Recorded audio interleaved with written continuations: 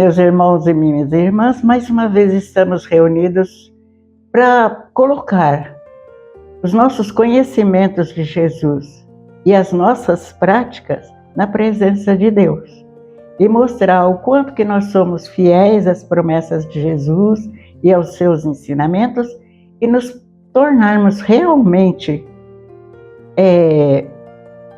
amantes e alunos de Jesus. Ele é nosso mestre, nosso Senhor, nosso Salvador e também o nosso pastor, aquele que nos guia para o caminho do céu. Tem muita reflexão ultimamente, por causa dos momentos terríveis que a humanidade está passando, para falar sobre o final dos tempos, falar do nosso julgamento, de tanta coisa. Nós não devemos ficar preocupados com isso. Nós devemos nos preocupar conforme nós estamos vivendo os ensinamentos de Jesus. E esse programa não tem pretensão alguma a não ser fazer com que nós todos juntos vamos fazer uma reflexão mais profunda do nosso comportamento diante da palavra de Deus. E é isso que eu proponho para vocês hoje, que prestem atenção na palavra de Deus e depois nas nossas reflexões. Vocês podem formar grupos e refletir entre vocês também, na família, nos amigos, nos vizinhos, sobre a palavra de Deus. Quem sabe nós conseguimos atingir um pouco mais a humanidade e transformar o coração de cada um. Por enquanto, eu só desejo para vocês que o Senhor esteja conosco e que Deus nos abençoe e que o anjo da guarda e também o Espírito Santo esteja do nosso lado e abra o nosso coração para que a gente entenda direitinho a mensagem de Jesus. Evangelho de São Lucas, Evangelho do Senhor Jesus Cristo, mas segundo São Lucas. Glória a vós. Nós vamos ver então o capítulo 7, versículo 36. Convidado por um dos fariseus para jantar, Jesus foi à casa dele e reclinou-se à mesa. Ao saber que Jesus estava comendo na casa do fariseu, certa mulher daquela cidade, uma pecadora, trouxe um frasco de alabastro com perfume e se colocou atrás de Jesus, a seus pés. Chorando, começou a molhar os pés com as suas lágrimas. Depois enxugou-o com seus cabelos, beijou-os e o ungiu com o perfume. Ao ver isso, o fariseu que havia convidado Jesus a si mesmo, disse a si mesmo: se este homem fosse profeta, saberia quem nele está tocando e que tipo de mulher ela é, uma pecadora. Respondeu-lhe Jesus: Simão, tenho algo a lhe dizer. Dize, mestre, disse ele. 2 homens deviam a certo credor. Um lhe devia 500 denários e outro 50. Nenhum dos dois tinha como lhe pagar. Por isso perdoou a dívida a ambos. Qual dele o amará mais? Simão respondeu: suponho que aquele quem foi perdoado a dívida maior. Você julgou bem, disse Jesus. Em seguida virou-se para a mulher e disse a Simão: vê esta mulher? Entrei em sua casa, mas você não me deu água para lavar os pés. Ela, porém, molhou os meus pés com suas lágrimas e os enxugou com seus cabelos. Você não me saudou com um beijo, mas esta mulher, desde que entrei aqui, não parou de beijar os meus pés. Você não ungiu a minha cabeça com óleo, mas ela derramou perfume nos meus pés. Portanto, eu lhe digo, há muitos pecados dela foram perdoados, pelo que ela amou muito. Mas aquele a quem pouco foi perdoado, pouco ama. Então Jesus disse a ela: seus pecados estão perdoados. Os outros convidados começaram a perguntar: quem é este que até perdoa pecados? Jesus disse à mulher: sua fé a salvou. Vá em paz. Palavra da salvação. Glória a vós, Senhor. nós vemos aí uma história que aconteceu com Jesus de ser convidado por um fariseu. Nós sabemos que na Bíblia, quando a gente lê o relacionamento entre fariseus e Jesus, não é das mais perfeitas. Eles querem pegar Jesus em qualquer infração para poder condená-lo. Isso é demonstrado pelo pensamento que o fariseu teve ao ver que Jesus deixa aquela mulher pecadora tocar-lhe. Jesus não ligou, não discriminou a mulher por causa dos pecados dela. E, no entanto, aquele fariseu julgou Jesus. Se esse homem fosse verdadeiramente um profeta, ele saberia quem está tocando nele, que a mulher era pecadora. Então, isso daí faz a gente refletir um pouquinho no nosso julgamento das pessoas também. Quantas vezes nós tratamos com indiferença ou com pouco caso, ou até mesmo nos afastamos de uma pessoa que a gente sabe que ela não é tão perfeita como deveria ser no nosso pensamento. Nós julgamos as pessoas e às vezes julgamos até mesmo sem conhecê-las. Então, a gente lembra de uma passagem lá em Mateus, quando Jesus fala: não julguem para que vocês não sejam julgados, porque com a mesma medida que vocês medirem as pessoas, vocês também serão medidos. Então, com a mesma severidade que você julga uma pessoa, você pode ter certeza, você também vai ser julgado por Deus. Então, não é que a gente deve acolher o pecado das pessoas, não é isso. Mas a gente deve olhar a pessoa como uma pessoa fragilizada e sofredora por causa do pecado. Não pensa que uma pessoa peca e não tem consciência do pecado. Ela tem. Ela sofre com isso. E não sofre só interiormente, não. Ela sofre exteriormente também. Porque os outros também estão com os olhos nas atitudes das pessoas. E quando vê o erro daquela pessoa, começa a julgar. Começa a condenar. Começa a falar mal, a desejar o mal. Então não é essa a vontade de Deus. Deus quer que a gente olhe para o outro ser humano, não nos seus pecados, mas com a sua imagem e semelhança de Deus, como filho de Deus. Então, é uma coisa muito difícil da gente aprender, mas eu digo para vocês, se vocês exercitar bastante a palavra de Deus, vocês conseguem saber separar a pessoa do pecado. O pecado nunca deve ser acolhido por nós.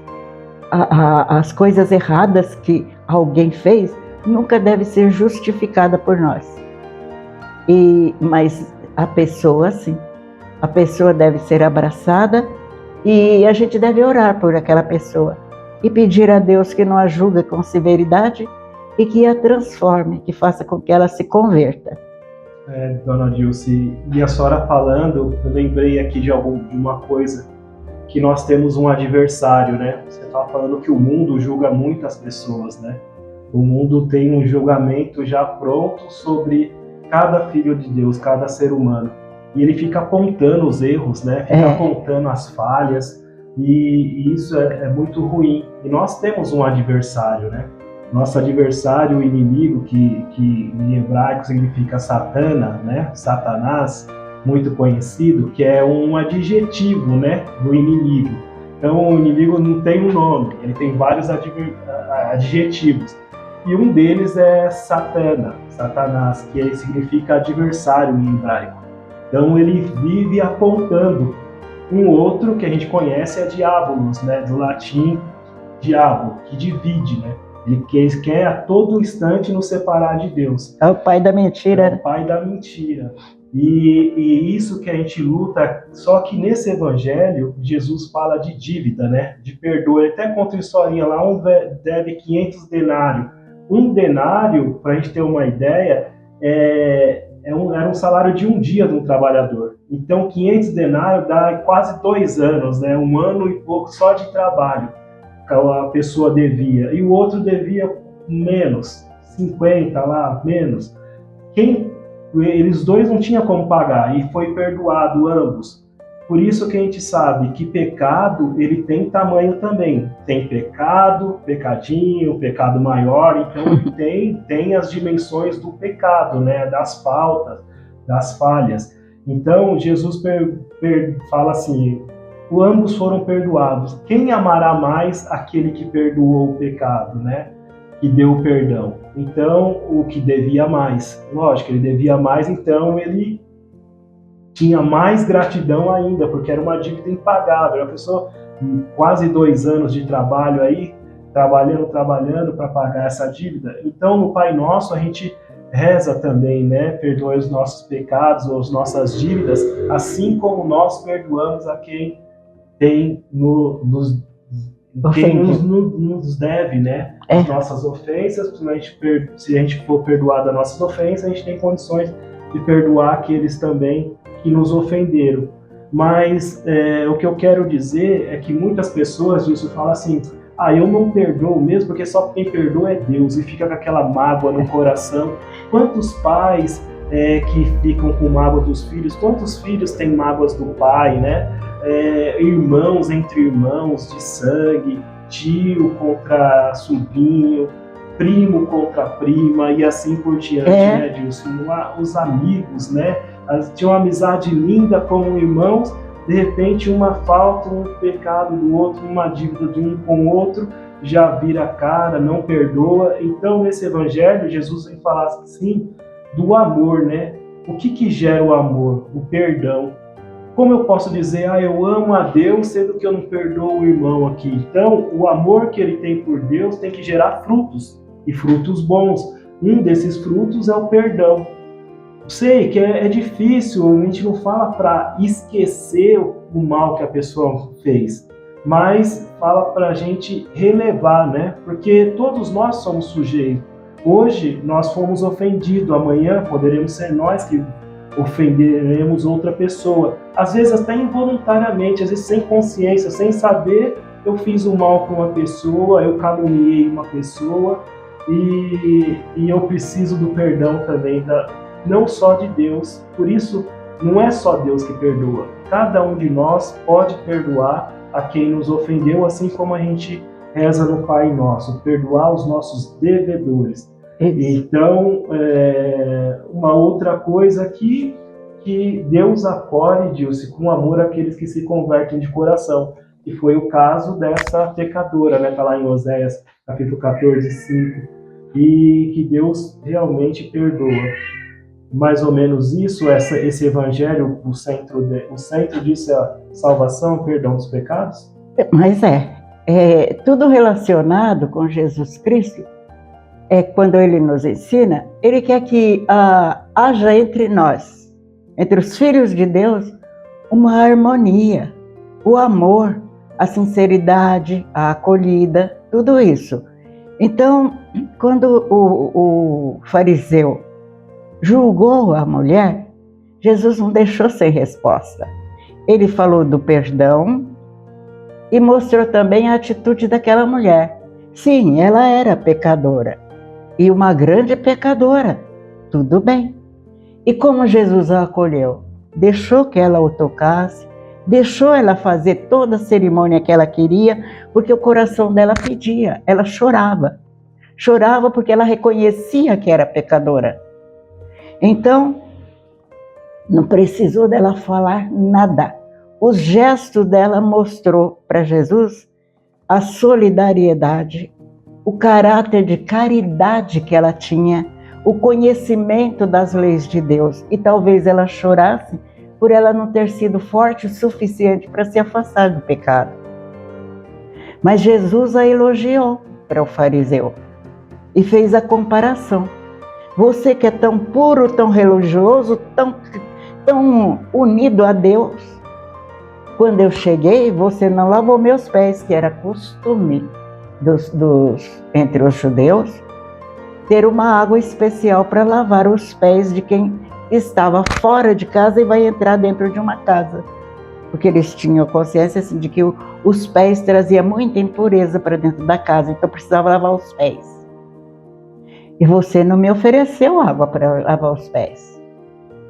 Aí Jesus ainda fala para ele: quando eu cheguei, você não me deu o beijo de boas-vindas, que é o beijo da fraternidade, é o ósculo da paz, costume entre os judeus, de quando chegasse uma visita, ou seja, só encontrar uma visita, dar o abraço fraterno e o beijo do amor de Deus e a reconhecimento daquele ser meu irmão.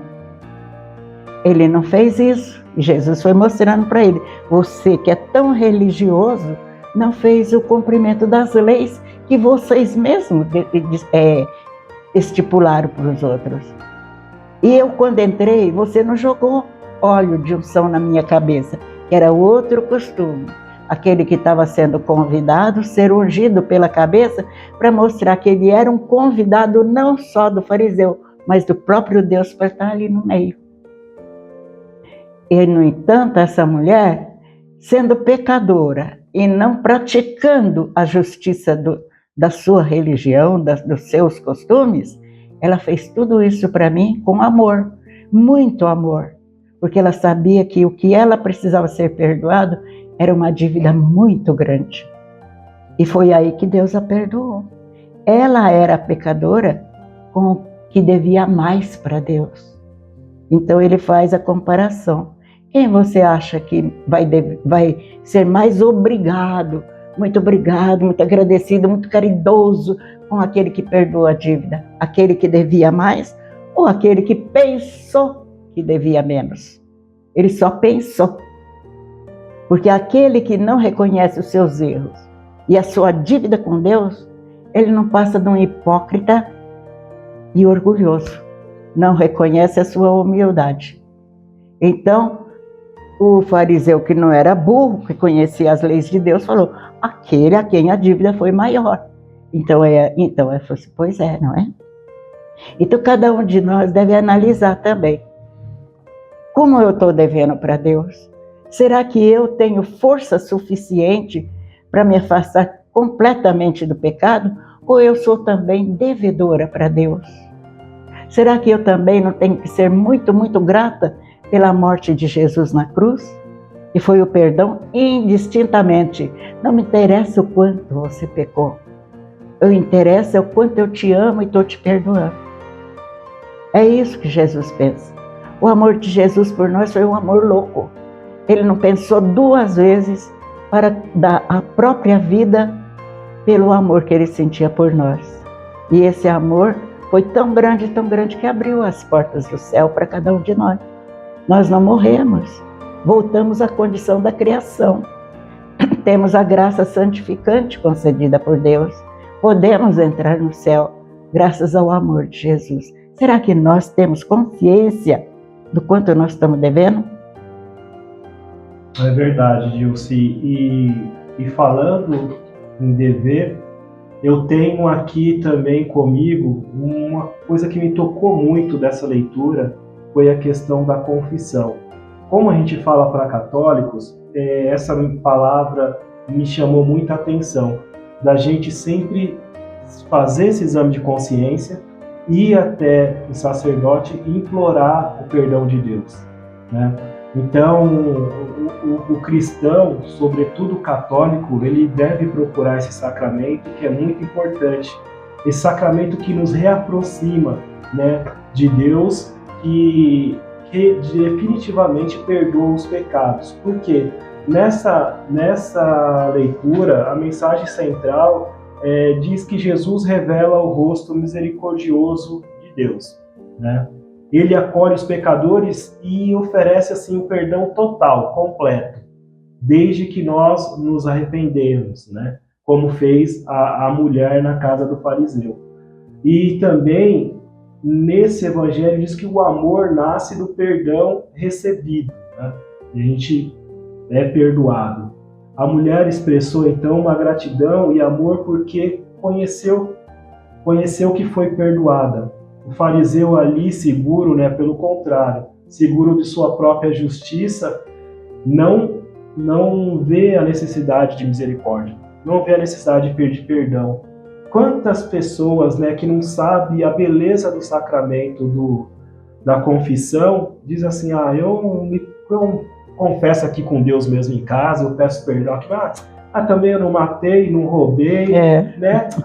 Eu não tenho muito pecado, uma coisinha aqui ou outra, mas se a gente examinar bem a nossa cabeça, todos os dias a gente peca contra Deus, contra os irmãos, contra nós mesmos. E nós devemos sim, nós somos devedores, como a senhora diz. E também a fé conduz à salvação. Se nós temos essa fé de buscar o sacramento, buscar na oração o perdão de Deus nas nossas ações, isso também vai nos levar, né? A nossa fé, essa fé vai nos salvar. E diz também que o reino de Deus inverte as aparências humanas. O que é isso? Aqueles que são considerados indignos podem ser justificados, né? Justamente os mais abertos à graça. Enquanto aqueles que se acham justos, que não precisam de perdão, se fecham essa graça de Deus, né? Se fecha essa misericórdia de Deus, logo se fecham a salvação. Isso é muito grave, porque a gente precisa de Deus, a gente precisa desse perdão, da misericórdia de Deus, porque sozinho a gente não consegue, nós não somos autossuficientes, né? E nesse evangelho isso me chamou muita atenção, isso, a questão então da confissão e de ser aberto a essa graça, essa misericórdia de Deus, que essa fonte de água-vida, né? Essa água viva, essa fonte de energia, de vida que é Jesus. Nós devemos sempre estar aberto a essa graça. E da minha parte é isso, vou me despedindo aqui, Dilce, desejando a todos graça e paz. Também vou me despedir, desejando que esse evangelho faça com que a gente comece a preparar nossa mente, porque logo, logo nós estaremos de frente a um novo ano litúrgico. Nós vamos renovar nossa fé com o nascimento de Jesus, com o sim de Maria, com os problemas que São José passou e a perseguição mais tarde dos fariseus quanto a Jesus. Que posição nós vamos ter diante disso? Será que nós somos como a pecadora, a quem muito foi perdoado? Será que nós vamos ter mesmo aquela atitude de humilhação dela diante de Jesus, sabendo que Ele é tudo na nossa vida? Que tudo que eu fizer de bem para Jesus é pouco para pagar a dívida que eu tenho? Então, minha gente, tem uma passagem que Jesus fala assim: eu vos louvo e dou graças ao Pai, porque revelastes essas coisas aos pequenos e humildes e escondestes aos ricos e orgulhosos. Qual será o grupo que nós estamos? Que Jesus não refere a quem tem dinheiro e a quem não tem. A pobreza e a riqueza está no nosso coração. Quando eu sou orgulhoso, eu me sinto melhor que qualquer um. E quando eu sou humilde e pequeno, eu sou aquele pobre a quem Deus revela tudo, revela o seu amor. Então, os conselhos que Jesus nos dá só servem para a nossa salvação. Pensemos nisso, vivamos o ano litúrgico com fé, com esperança. Nós estamos no ano da graça de Deus, como foi o ano que Jesus foi batizado e que assumiu a sua missão.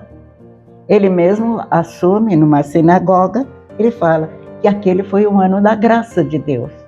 Por quê? Porque Jesus veio para mostrar como é que a gente pode ser salvo. Agora, depende da minha vontade, do meu desejo, do meu amor a Deus. Fiquem com Deus, que Deus os proteja, que Deus os abençoe e que transforme nossos corações, todos os nossos corações, para que o mundo seja mais de Deus. Fiquem com Deus, que Deus os abençoe e os proteja. Até a próxima. Tchau.